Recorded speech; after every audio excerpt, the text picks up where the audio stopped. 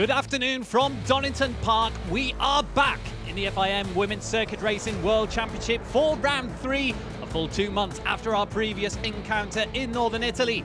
For those of you who might be in need of a quick refresher, in 4 races so far this season, we have had 3 different race winners, 2 of them first-time victors, and every race so far has been decided by 0.2 of a second or less. 13 points separate our top 2 in the championship standings, and a maximum of 200 points remain up for grabs. So what does this second third of the season have in store for the World WCR grid? We'll find out, starting here in the United Kingdom.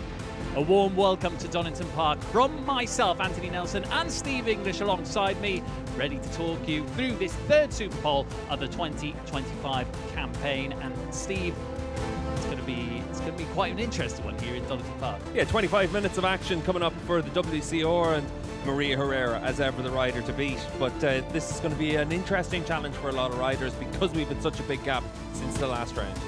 Here are the results from the only practice session that we have had here in Donington Park this morning. It was Maria Herrera right at the top, a full 4/10 of a second gap over Sarah Sanchez and Beatriz Naylor. Big surprise in that session was Lucy Boudesol from France, the rookie, in 4th position, with Chloe Jones closing out that top 5. We'll go through all of them in short order throughout this session and see what they can do in Superpole, because of course this is where it counts. Herrera so far has had the 2 pole positions in this 2025 campaign. She started right out of the gates, as was expected here in Donington Park, right up to speed for the number 6 so far. The interesting thing will be to see if anybody can close that gap, because for the time being, in this 2025 season, Fridays have been the number 6's territory. It's where Saturday and Sundays where she has had a little bit more competition. Yeah, Friday with the Superpole session being where we're able to see that raw speed from Maria Herrera. She's had 2 poles already this season and came away from each weekend with 45 points. It's been a really good start to the year for her. She knows she's under pressure, but she also knows that there's riders that are going to challenge her, and obviously we just saw Beatriz Naylor there, 2nd in the championship, and you'd expect that Naylor's going to be there or thereabouts this weekend as well. Beatriz Naylor, who so far in this 2025 season has been the biggest contender to Maria Herrera. Of course, they traded wins in Assen. They traded last lap fights in Assen. Naylor actually crossed the finish line in 1st position in both of the races there in the Netherlands. So, of course, she was demoted in the first race due to exceeding track limits. In Italy, it was a little bit more difficult for the number 36. She did have a final lap battle with Herrera in race 2, but ultimately crossed the line in 3rd position with Ponziani coming through. And it's been that little bit of competition from Ponziani, the number 96, and Herrera's teammate, which has really separated the number 6 and the number 36 in the standings. Yeah, and that's where Roberta's going to have an interesting challenge now in the Superpole session. She needs to find the thick end of 2 seconds compared to what she was able to do in this morning's session. But we've obviously seen it over the course of this season so far that she has made a big step forward. And for Ponziani, she's qualified on the 2nd row last time in the opening round of the year. She qualified 2nd last time out in Cremona, and she needs to make sure she's qualifying on those front 2 rows of the grid to have a chance this week. This is Chloe Jones. She is a top British rider in the standings. It's herself and Jamie Hanks-Elliott who are the British representatives, the local representatives on this World WCR grid in 2025. And for the rookie, the number 15, a good start to the day in 5th position in free practice. She's actually had loads of testing here at Donington Park over the past few weeks since Lizana. The team are talking about 14 full testing days here. They actually do operate quite close to here. So she's come in good form into this round. Yeah, and for Chloe, she needs to find time in that final sector. She was a half second off the pace in sector 4 this morning, but top 3 in sector 1 and sector 3. So shows that she's got a good package, a good bike underneath her. But these 25 minutes, this is when the pressure is there to try and make sure you're able to set those times. Jones, who came into World WCR last season for the final round and made quite a big impression in her red this season. So far she has adapted quite well as well, but still looking to be able to make that little step toward being closer towards those front runners. Of course, very difficult to come into a World Championship with riders who were racing here last year on all the different circuits, who know the bikes a lot more, and to be able to be competitive. But so far she has kind of been in that middle group, fighting in the top 10 positions. Expected perhaps to make a big step here this weekend. So here we see Herrera and Ponziani, both of the Clint Forward Racing Team members, arriving here to participate in the Superpole. Herrera was immediately up to speed yesterday. Unfortunately, that was not her bike, so it would be good if she can get onto her own, because if not, I think that the time probably would count for Ponziani. I'm not sure what the rules actually state in those circumstances, but she seems ready to go now. Looked like her dad went to the wrong bike as well. But for Maria, she'll be expecting to go out there and set the pace in this session as well. Fastest time we've had so far this weekend, a 40.1 in this morning's free practice session. Let's see what times we're straight away down to during this 25-minute Superpole session. 5 pole positions for Maria there in the World WCR class. Of course, both pole positions so far in this 2025 season. Last year here at Donington Park, she was actually second on the grid. She was actually around about half a second slower in the qualifying conditions than Anna Carrasco, but did manage to fight back to a race win in race 2, beating the future world champion in that race. They traded wins in 2024, so she'll be looking for her first double of the 2025 campaign here this weekend. We continue through the grid, a few of the riders further down the field. This is Lucy Michel, the number 16 from Germany, and Lucy Michel, another rider who has been in sort of those middle positions of the grid as well, another rider returning from the 2024 season, active again on the full entry list in 2025. Yeah, for Lucy, we've been able to see her qualifying 9th and 10th, so firmly in that mid-pack and doing a decent job this year, making a step forward in terms of that one-lap speed compared to last year. The one problem for her is retirement at the opening race of the year. Didn't score any points at the opening round, and then obviously last time out in Cremona was able to make a bit of a step forward, finishing 12th and 11th. So she's making some progress compared to last year, but this is a big weekend for her. We're now moving towards the middle part of the season here, and at Balaton in a couple of weeks' time, suddenly we're really able to see where everyone's at into their second year in the class. This was actually arguably her strongest race weekend of the season last year. She did manage to finish inside the top 10 in one of the races last year. In race 2, she did finish 7th. She would have finished quite high up in race 1 as well, but there was a bit of a last-minute lunge in race 1 which took out Mallory Dobbs in that race at the final corner, so unfortunately that eventually demoted her further down the field. We have a rider down here, that is a number 76, that is Jamie Hanks-Elliott, so the local rider, so she is down at scenes coming up on our time screens at turn 12, but that's right, the exit of that corner. Yeah, that looks like just the exit of the last corner there, so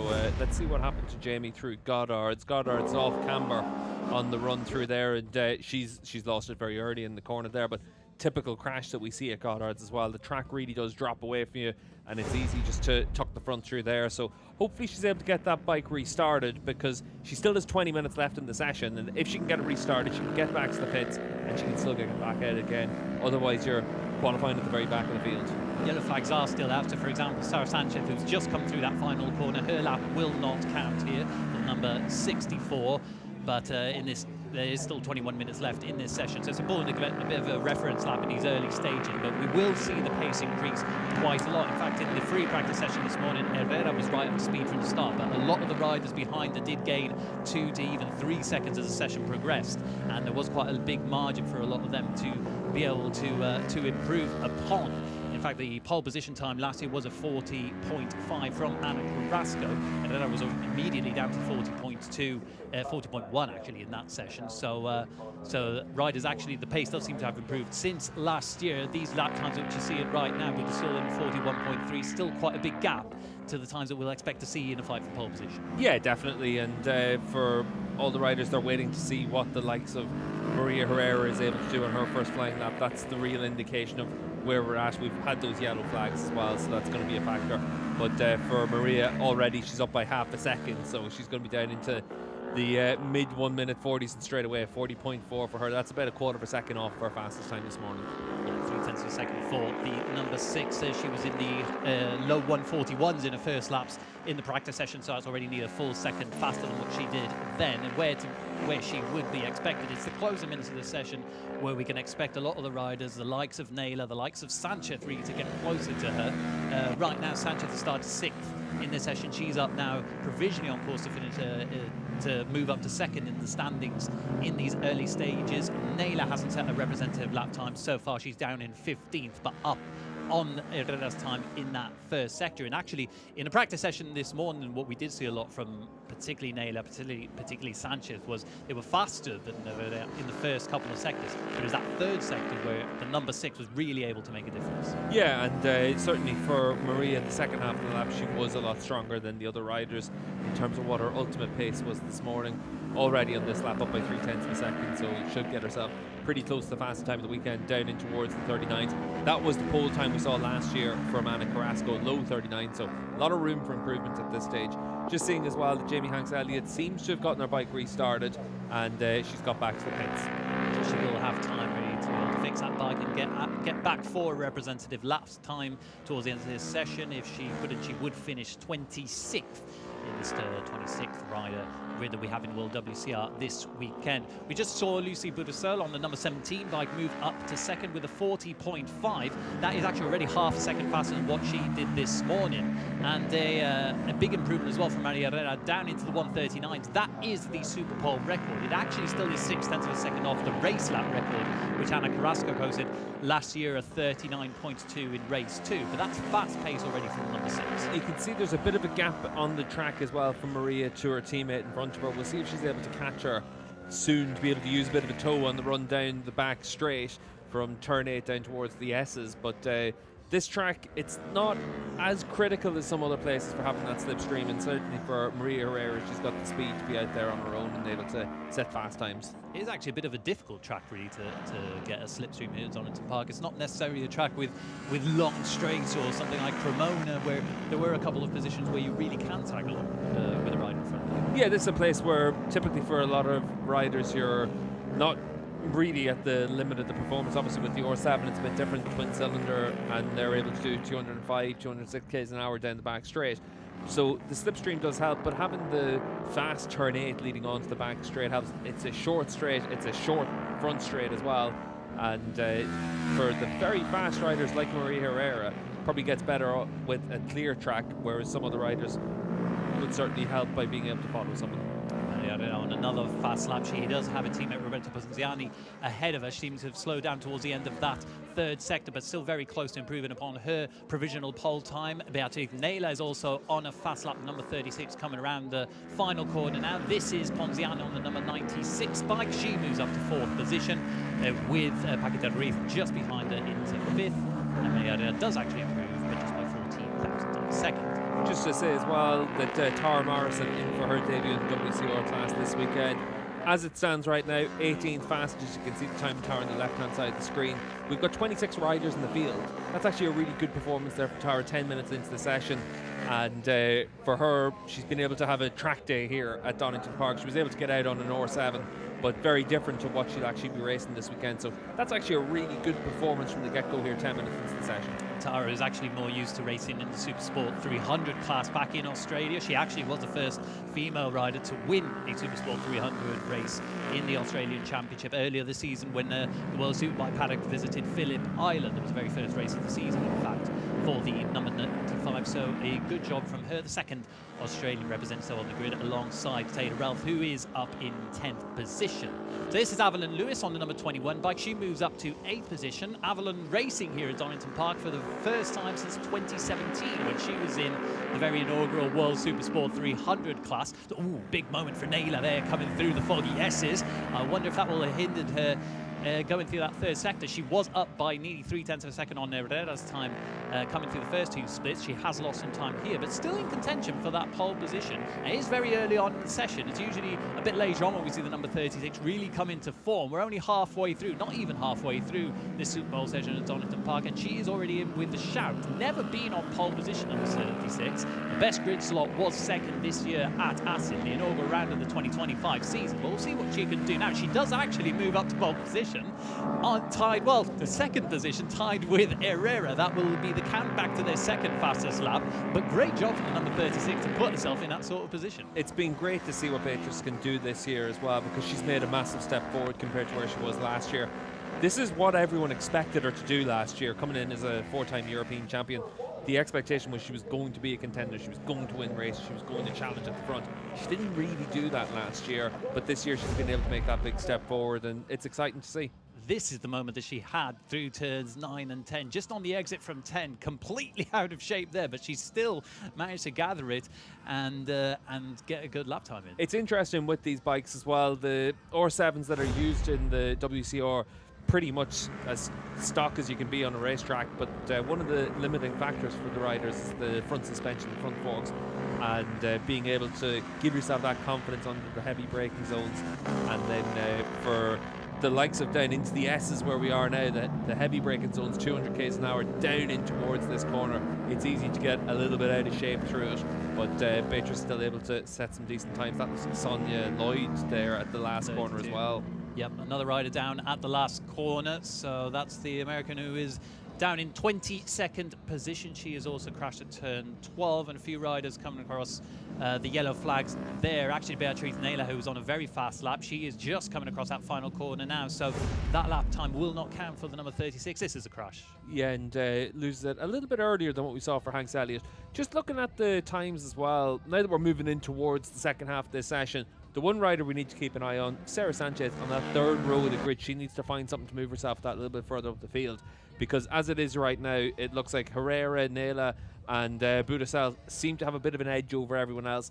Ponziani is fourth, 1.2 seconds down, and then there's a group of riders there down to Sanchez in seventh that are all within a quarter of a second of each other. And then there's a gap back to the likes of Avalon Lewis in 8th position as well. So the next group is probably about 7 or 8 riders, and they all need to just find that little bit of time now. Sarah Sanchez, who's coming here arguably off her worst weekend pace-wise in the Women's Championship. She was 5th on the grid actually in Cremona, and for the very first time didn't finish a single race on the podium. She was 5th and 4th in the long races there. She was around about 10 seconds off the lead group in race 1, did manage to tag along to the back of that group for race 2, but fell off towards the end stages. And it has been a little bit more of a difficult start than we might have anticipated for her, because at the end of last season, it was really the number 64 who was at the level of Herrera, at the level of Carrasco as well, and fighting for race wins just about every weekend. Yeah, we were expecting to really see her as that title contender when she won last year. You wanted to see her kick on from that going into the rest of the winter and into this season, and it just hasn't quite clicked into place yet for Sarah. Last year she was the surprise package because there wasn't that sense of expectation, but this year there very much is the expectation that she should be able to perform at the front. But that brings with it different circumstances as well, but still very early in the season, only a third of the way through it. She is on an improved lap time now. She did lose a bit through the third sector in a previous lap, but she would provisionally be on course to move up to 4th position going through that second split. A couple of riders further down the field also on fast laps. Natalia Rivera, the rookie on the number 20 bike, is on course to move up to 8th position. Also, she's actually tagged along behind Sanchez, so we'll see what those two can do as we watch this riding style comparison through turns 9, 10. The foggy S's quite clean from Naylor coming through there. This is our top 3 actually. Great job from Budasel. We haven't spoken all that much about it, but she is provisionally 3rd position coming in for the first time. And you could see there from Budasel as well, just running as close to that inside curve as you can through the first part of the S's. A lot of other riders are trying to carry the roll speed in towards the apex then for the right-hander. She was trying to make sure that the left-hander was the priority. So Sanchez and Rivera do move up the field. It's the lead of the second row of the grid for Sanchez and the back of the third row for Rivera. So good job from the 2 Spaniards to be able to move up positions. Not a lot of riders on fast laps right now. Mallory Dobbs down in 16th position, the number 14. She is provisionally on course to move up to 12th. And further down the field, Jamie Hanks-Elliott actually has set a lap time. She is back out on track, number 76, and moved up to 21st position. And right now, a few riders are on slow lap installation laps before they go back out on track. We've got Naylor, who's in pit lane, and not a lot of activity through these final stages. So we'll see what number 14, who has had a bit of a difficult start to the season, what she can do. Yeah, and for Mal, it's one of those situations of trying to just build yourself up into the weekend as well. And 16th fastest in this session, and for her it's about trying to make sure you're able to give yourself a chance to qualify in that 4th row of the grid. She did that last time out, and that's where you need to be, because it's in that position that gives you the chance to fight for top 8 finish, but you're trying to always give yourself the chance to build on it. Mal was actually racing at the Ridge in Moto America as well last week, and wasn't able to get out on her Twins Cup bike, which would be the R7 that she uses over there, but for her this is a good opportunity now to really give yourself the chance here and then in Hungary to just keep building. But for a lot of these riders, the second year is pretty tough as well. You're really expecting to kick on from where you were last year. For a lot of riders, it does feel like that gap towards the lead and positions has closed quite slightly, and particularly the gap towards the points, because we have a lot of riders who are in their second year who are posting similar lap times to last year, and Dobbs might be one of them, who suddenly find themselves from fighting for the top 10 positions or on the edge of that top 10 to being closer to being outside of the points altogether. Quite a few of the riders who are coming back for the second year have kind of find themselves in that sort of position. We have quite a few fast rookies this year with Budasel, with Jones, with Lewis. That has pushed a few of the regulars kind of into a more difficult situation, even given the experience they already have. Yeah, and it's one of those strange situations as well. Dobbs is probably a good example of it because she finished last year with 4 top 10s in a row. The expectation was she'd continue that form. The championship moves on and it progresses, and for a lot of the riders as well, circumstances change. She's had to then look after everything for her team now this year, and that brings with it different pressure as well. To be fair, though, she started last season with 1 point after the opening 2 weekends. A lot of that not of any fault of her own. As I mentioned previously, she was taken out of the final corner when in P10 last year, but she also had a crash in race 2, and it was a bit of a miserable UK round for herself last weekend last year in round 2 then. So it still is progress points wise, but of course she would be expecting more given how she finished the season. So a few riders now back out on track. Sarah Sanchez in particular is one to keep an eye on. The number 64 would provisionally be on course to move to the front row of the grid, coming through that final sector. Here she is at that final corner, the final left-hander. We've already seen 2 riders come down. It's nice and clean for Sarah Sanchez. She went down actually in the Superpole at Corona, which is kind of what pushed her down further down the field. No such error now, and she does move up to 3rd. So it's a 140.4 from the number 64. However, Budasel, who's just been knocked off the front row of the grid, is on for a fast lap time herself, and she is provisionally on course to move back into 3rd, just half a second behind the fastest lap time. Yeah, 3 top 10s already this season for Budasel, but this is the best we've seen from her, and great to be able to see Lucy finding something here at Donington compared to what we saw at the start of the season when she was just in that lower end of the top 10. Now she looks like this weekend she's got the chance to be pretty quick all the way through, and when you have that strength and that potential, you have to make good on it.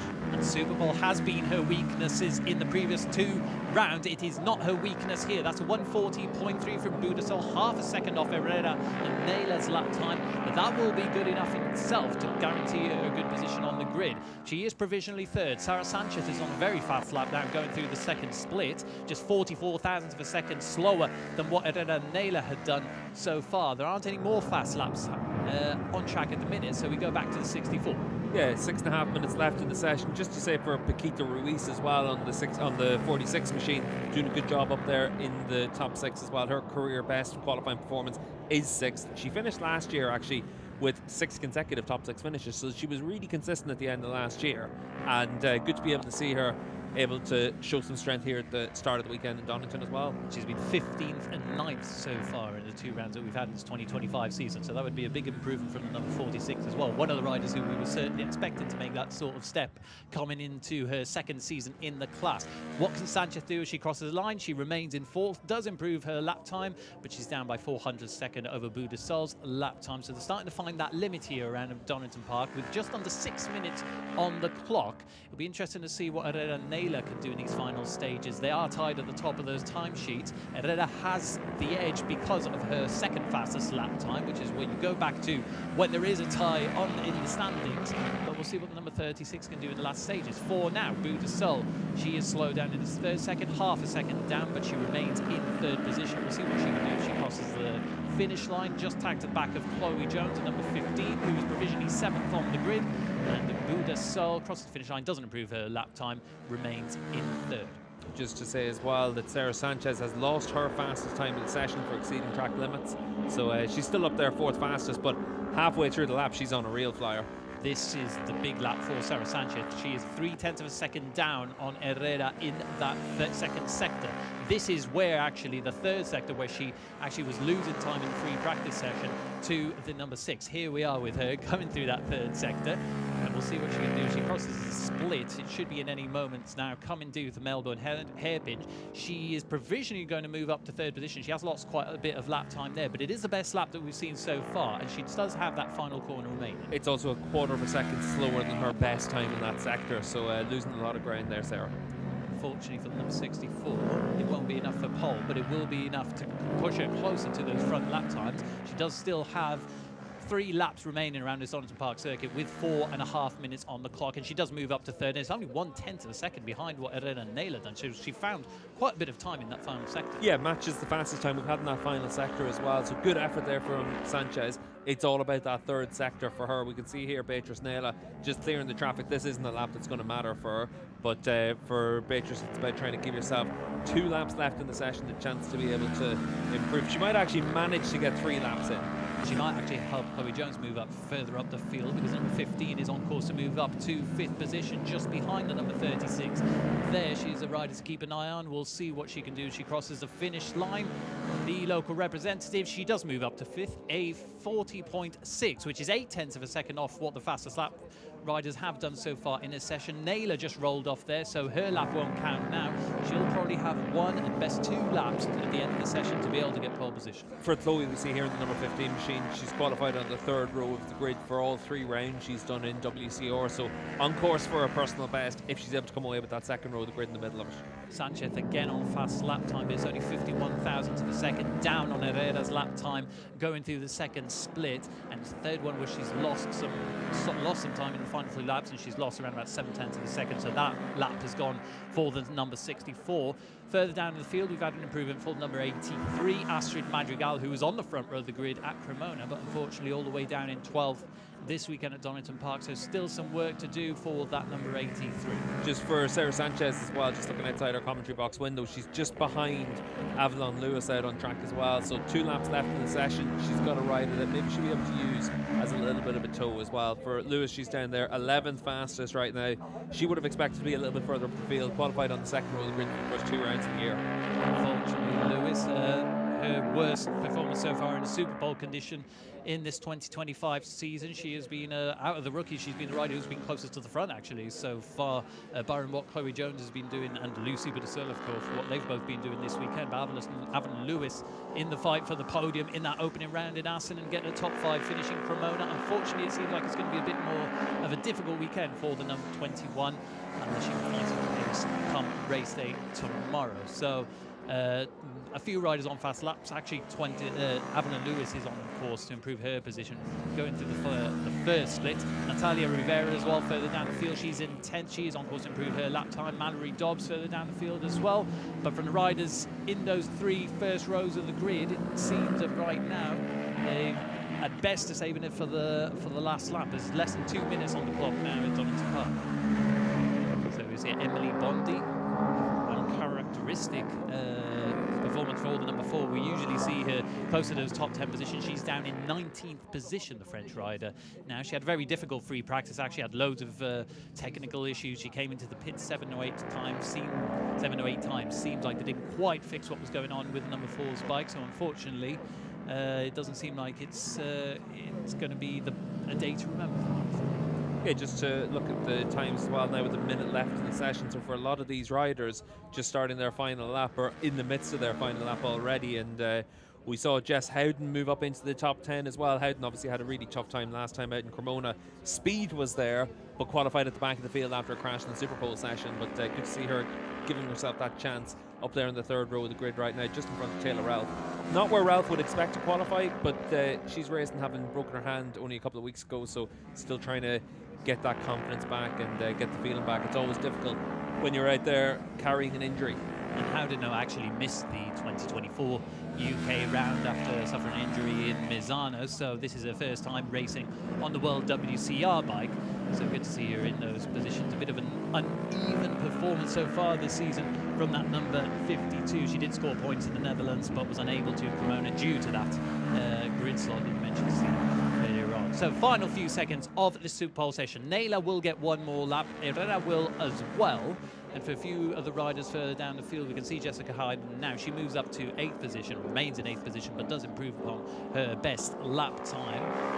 But for a lot of the other riders further down the field, this will be their last lap. The checkered flag is out at Donington Park. Chloe Jones does seem to be on a improved lap in the first sector, but for a lot of the riders further behind, it doesn't seem to be the case. This is Sarah Sanchez. She's down by a second and 3/10 of a second on her last time, so her lap time will go here, but it does seem like she will be safe in 3rd position, and a return to the front row of the grid for the number 64. What we need to see is what Roberta Pontiani is able to do. Pontiani, as we can see from the timing tower on the left-hand side of the screen, fastest of all in that first sector in the number 96 machine. She's a second slower than her teammate Maria Herrera, but the lap's gone away from her at the halfway point. She's down by half a second. but we'll see if anyone else is able to find some time. Howden's on for a good lap at the halfway point, might be able to move up a position or two, but she's looking like it's going to be that third row of the grid. Interesting to see what Naylor does as well. She's only 28 thousandths of a second slower than Herrera through that third split, so she might be the rider to keep an eye on now. Chloe Jones should be capable of improving her lap time. She's 6/10 of a second slower than Herrera, but she will probably remain in 5th position if nothing changes in these final stages. Jessica Howden on the fast lap as well, but shouldn't improve position. Naylor is the one to watch. Just 28 thousandths of a second going through that third split. Can she find some time? She does find some time in this final sector. It's 1/10 of a second faster than Herrera, and Herrera's already met the checkered flag. So Beatriz Naylor, out of nowhere on her final lap, will get pole position. What's interesting for Beatrice's lap is none of them were a personal best sector either, so she's just hooked up a really good lap there with no individual sector really standing out, so that's very impressive from Beatrice. And Beatriz Naylor, that will be her first pole position in the World WCR class. Her best was second at the season opener in Assen. Out of nowhere, she goes and gets that. Well, I say out of nowhere, she was already tied with Herrera with the number 6 on the time standings, but that lap, that final sector, has just caught us completely by surprise, and she will start from pole tomorrow. So phenomenal stuff from number 36.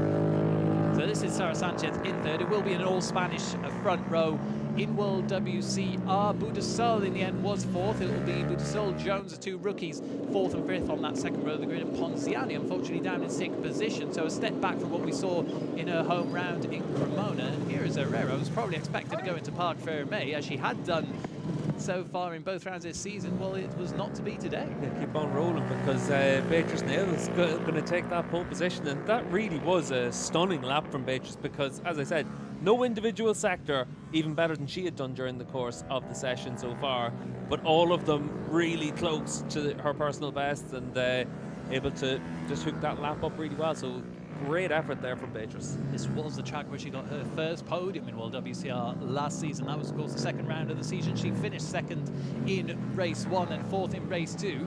But I think given her pace this afternoon here and her pace that she's had all season, she will be hoping to move back to the top step of the podium, number 36. And this was probably what was just missing for Naylor, was that performance in Superpole, that step forward to be able to say, I'm on the same level as Maria Herrera, I can compete with her for this championship. Yeah, very important for that, and for Beatrice to take that first pole position, that also just ticks off one of those items on the box for her as well. And you can see Paul Denning down there to offer his congratulations.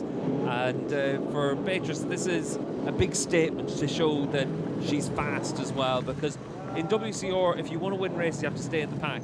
But the Superpole session is when you're able to actually show your true speed, and that's a really good effort, and great to see from Beatrice.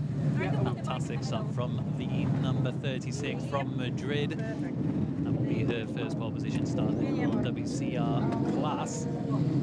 Just again, congratulations from the team there before we get to hear from her in a few moments' time. She will be down there in pit lane for the very first time, speaking to us on a Friday. Yeah, you could see her down there. First duty of call is to get weight so that you're able to see the combined weight of bike and rider, and then her next duty of call will be to give us her thoughts after that first pole. She will be down there with our colleague Alvarado Man, ready to get the insight on how she got that fast lap here at Donington Park. It is, of course, a Superpole record around this circuit. It's not a complete all-time lap record, because as you can see on the bottom of your screen, Ana Carrasco did that in race 2 last season. But we can still expect the pace to be faster in the races tomorrow, given that precedent that we did have from last year's Superpole and then races. So phenomenal stuff from the number 36. So we catch the end of that final corner here at Donington Park. The tight left-hander which goes onto the start-finish straight. And here we are, the number 36, pole position at Donington Park. Beatriz, your first pole position in a world champion after an amazing Superpole, so tell us, how do you feel? Yeah, I feel super good. It's my first pole also here in Donington. I'm super happy, and let's enjoy this pole and also start for the first position, so I'm super happy. Enjoy it. Congratulations. Thank you. Fantastic stuff from Beatriz Naylor. She starts on pole position tomorrow at Donington Park Circuit for race 1. It will be the first race of the day here in a packed schedule that we have here. Here are the final results, confirmed results from Superpole. A bit further down the field on that third row of the grid, Jessica Howden, Package Reef and Taylor Ralph, with Avon and Lewis competing, are top 10. Here's some of the results further down the field. Astrid Madrigal, as we mentioned, from 3rd in Cremona to 12th at Donington Park. Jamie Hanks-Elliott able to bounce back into 17th position after that crash that she had earlier on in the session. Bezzi, the replacement rider for Isis Carreño, the Chilean who is not here this weekend due to an injury, she closes the standings. So we'll be back live with World WCR tomorrow. We'll be live at 12:10 local time with lights out for race 1 at 12:20. Join us then.